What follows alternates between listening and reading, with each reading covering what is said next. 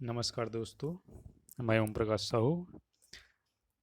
आज के क्लास में आप सभी का हार्दिक अभिनंदन, स्वागत है। आज के क्लास में हम पढ़ेंगे कक्षा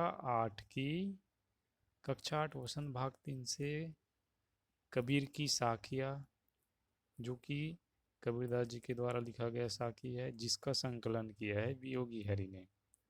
तो आज के क्लास में हम आते हैं कबीर की साखियाँ। कबीरदास जी जो है भक्ति काल के निर्गुण भक्ति काव्य धारा के कवि माने जाते हैं। देखते हैं, आज इस साखी में आते हैं। पहला साखी है, जाति न पूछो साध की, पूछ लीजिए ज्ञान, मोल करो तरवार का, पड़ा रहन दो म्यान। बच्चों, यहाँ पर कबीरदास जी ने ज्ञान के महत्व को बताया है। ये जो साखी है उसमें ज्ञान के महत्व को बताया है, और बताया है कि जो वस्तु हमारे लिए उपयोगी है उसको हमें महत्व देना चाहिए। जाति न पूछो साध की, पूछ लीजिए ज्ञान। जाति, जाति का मतलब है कास्ट जाति। साध, साध का मतलब है सज्जन, साधु। पूछ लीजिए ज्ञान, ज्ञान का मतलब होता है नॉलेज। मोल करो तरवार का, पड़ा रहन दो म्यान। मोल का मतलब है मोल भाव, मोल भाव करना। तरवार, तरवार का मतलब होता है तलवार। पड़ा रहन दो म्यान, यहाँ पर म्यान का अर्थ है तलवार रखने का कोष। तो इसके अर्थ में आते हैं, जाति न पूछो साध की, पूछ लीजिए ज्ञान। ये जो साखी है इसमें कबीरदास जी बताने का प्रयास किए हैं कि जो सज्जन व्यक्ति होते हैं उससे उसका जाति नहीं पूछना चाहिए।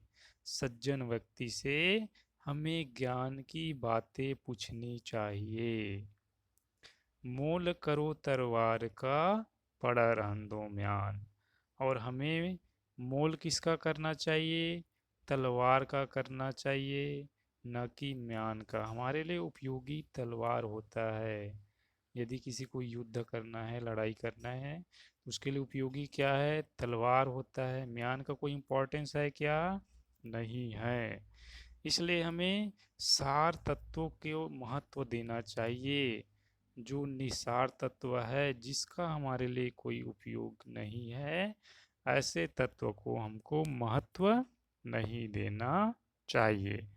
ये हुआ बच्चों पहली जो साखी है उसका अर्थ है। दूसरा साखी है, इसमें ध्यान से सुनेंगे। आवत गारी एक है, उल्टत होई अनेक, कह कबीर नहीं उलटिए, वही एक की एक। ये दूसरा जो साखी है इसमें कबीरदास जी ने गारी, गारी का मतलब होता है अपशब्द, अपशब्द का प्रयोग नहीं करने का सलाह दिए हैं। आवत गारी एक है, उल्टत हुई अनेक। गारी का मतलब है गाली, अपशब्द, बेड वर्ड। ओके।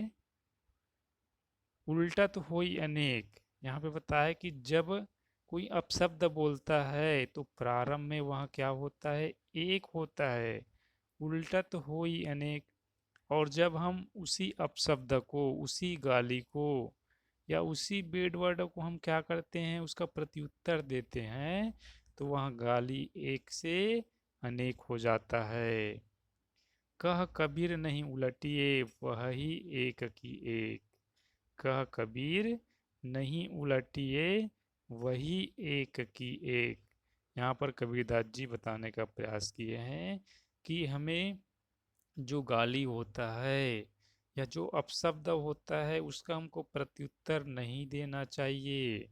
यदि हम गाली का जवाब नहीं देंगे, यदि कोई हमें अपशब्द बोल रहा है उसका हम जवाब नहीं देंगे, तो गाली वहीं पर समाप्त हो जाएगी। ठीक है बच्चों, एक बार और ध्यान से देखते हैं इसको। आवत गारी एक है उल्टत होई अनेक, कह कबीर नहीं उलटिए वही एक की एक। ये जो साखी, इसमें कबीरदास जी ने अपशब्द न बोलने का सलाह दिया है, अपशब्द का प्रयोग नहीं करने का सलाह दिए हैं।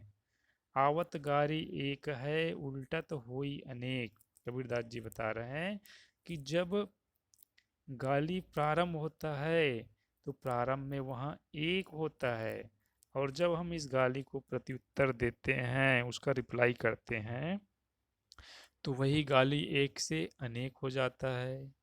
कह कबीर नहीं उलटिए वही एक किए, कबीरदास जी कह रहे हैं कि हमको गाली को उलटना नहीं चाहिए। कोई गाली दे रहा है तो हमको उसको प्रत्युत्तर नहीं देना चाहिए। यदि हम प्रत्युत्तर नहीं देंगे तो गाली वहीं पर समाप्त हो जाएगी। गाली सिर्फ क्या रहेगा, एक रहेगा, और वहाँ समाप्त हो जाएगा। आगे देखते हैं, तीसरा साखी लेते हैं। तीसरा साखी है इसमें, माला तो कर में फिरै जीभी फिरै मुख माही, मनवा तो दहु दिसी फिरै यह तो सुमिरन नाही। ये जो साखी है, इसमें कबीरदास जी ने बताया है कि यदि हमको ईश्वर का सुमिरन करना है, ईश्वर का भजन करना है, तो हमको सच्चे मन से करना चाहिए, हमारे मन को स्थायी रखना चाहिए, तभी हम भगवान की सच्ची भक्ति, सच्ची आराधना कर सकते हैं। चलिए इसका अर्थ देखते हैं। माला तो कर में फिरै जी भी फिरै मुख माही, जब हम भगवान का भक्ति करते हैं तो हम हाथ में, कर कर का मतलब होता है हाथ, जीभी का मतलब है जीभ, फिरै का मतलब फिरना, मुख का मतलब मुंह।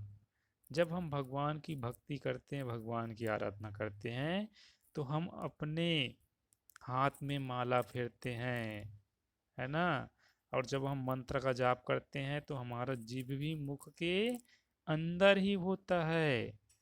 लेकिन मनवा तो दहु दिसी फिरै यह तो सुमिरन नहीं। लेकिन यदि भगवान के भक्ति करने के समय, भगवान के सुमिरन करने के समय यदि हमारा मन दसों दिशाओं में भ्रमण कर रहा है, घूम रहा है, तो ऐसे करने से भगवान की भक्ति नहीं हो सकता है। भगवान की भक्ति करने के लिए हमको क्या करना होगा, अपने मन को वश में करना होगा, अपने मन पर नियंत्रण करना होगा, तभी हम भगवान की सच्ची भक्ति कर सकते हैं। ठीक है, आगे नेक्स्ट देखते हैं। अगला है, अगला साखी, साखी क्रमांक 4। कबीर घास ना नींदिए जो पाँव तली हुई, उड़ी पड़े जब आँखी में खरी दुहेली हुई। यहाँ पर कबीरदास जी ने बताने का प्रयास किया है कि हमको छोटी सी छोटी वस्तु को, या समाज में अनेक प्रकार के लोग होते हैं, जो निम्न वर्ग के लोग हैं, जो कमजोर वर्ग के लोग हैं, उसको हमको कभी भी छोटा नहीं समझना चाहिए। समय के आधार पर सबका स्थिति और समय के आधार पर सबका इम्पोर्टेंस होता है, सबका महत्व होता है। इसको बताने के लिए कबीरदास जी ने एक तिनका का उदाहरण दिया है। कबीरदास जी कह रहे हैं, कबीर घास न नींदिए जो पाँव तली हुई। कबीरदास जी कह रहे हैं कि हमको घास, अर्थात जो तिनका होता है, तिनका का छोटा सा टुकड़ा जिसको हम अपने पैरों तले रौंद देते हैं, उसकी निंदा नहीं करनी चाहिए। तिनका या घास की निंदा हमको क्यों नहीं करनी चाहिए? क्योंकि उड़ी पड़े जब आँखी में खरी दुहेली होए। क्योंकि जब वही घास का छोटा सा टुकड़ा उड़कर यदि हमारे आंखों में चला जाता है तो बहुत कष्ट होता है। खरी दुहेली होए, दुहेली का मतलब होता है कष्ट, खरी का मतलब बहुत, बहुत कष्ट होता है, बहुत दुख होता है। इसलिए हमें कि समाज के जो छोटे तबके के लोग हैं उसको कभी भी कमजोर नहीं समझना चाहिए। स्थान और समय के आधार पर सबका अपना महत्व होता है। ये रहा चौथे साखी का अर्थ। आगे देखते हैं हम साखी क्रमांक 5। जग में बैरी कोई नहीं जो मन शीतल होए, या आपा को डारी दे दया करे सब कोय। यहाँ पर कबीरदास जी ने बताने का प्रयास किया है कि हमारा जो मन कैसा होना चाहिए, निर्मल होना चाहिए, हमारा मन शीतल होना चाहिए, हमारे मन में किसी भी प्रकार से छल कपट नहीं होना चाहिए। देखते हैं आगे ये जो साखी उसका अर्थ देखते हैं। जग में बैरी कोई नहीं जो मन शीतल होए। जग का मतलब होता है संसार, बैरी का मतलब होता है शत्रु, दुश्मन। शीतल का मतलब शीतल, मन का मतलब क्या है, हमारा मन। जग में बैरी कोई नहीं जो मन शीतल होए। यहाँ पर कबीरदास जी बताने का प्रयास कर रहे हैं कि यदि हमारा मन शीतल है तो हमारा इस संसार में कोई भी बैरी, कोई भी दुश्मन नहीं होगा। यदि हमारे मन में छल कपट, किसी के प्रति द्वेष भाव नहीं है, तो इस संसार में सभी हमारे क्या होंगे, मित्र होंगे। कोई भी हमारा बैरी दुश्मन नहीं होगा। और यदि हमारे अंदर छल कपट की भावना है, ईर्ष्या द्वेष की भावना है, तो इस संसार के सभी लोग क्या हो जाएंगे, हमारे दुश्मन हो जाएंगे। या आपा को डारे दया करे सब कोय। कबीरदास जी इस दूसरे लाइन में बताने का प्रयास कर रहे हैं, या डारी दे दया करे सब कोय।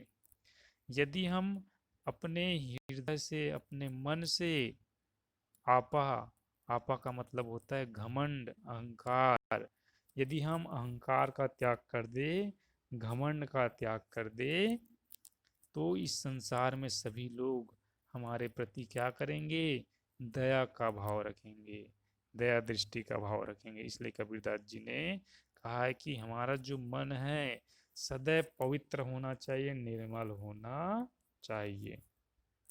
ये रहा कक्षा 8 कबीर की साखिया पाठ का अर्थ।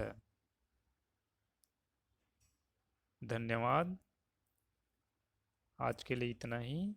यदि आज का क्लास अच्छा लगा हो तो लाइक शेयर और सब्सक्राइब जरूर करें। धन्यवाद।